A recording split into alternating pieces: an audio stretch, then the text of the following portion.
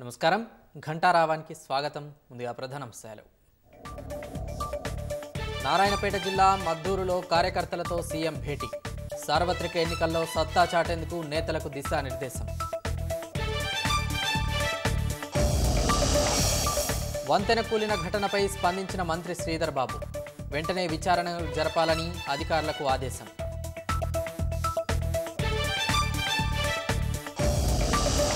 ఢిల్లీ మద్యం కేసులో కవిత judicial custody పొడిగింపు. మే 7 వరకు విధించిన రౌస్ అవెన్యూ కోర్టు.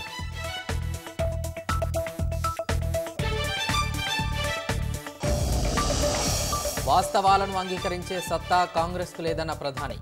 అందుకే ఎదురుదాడిని నమ్ముకుందని ఆక్షేపణ.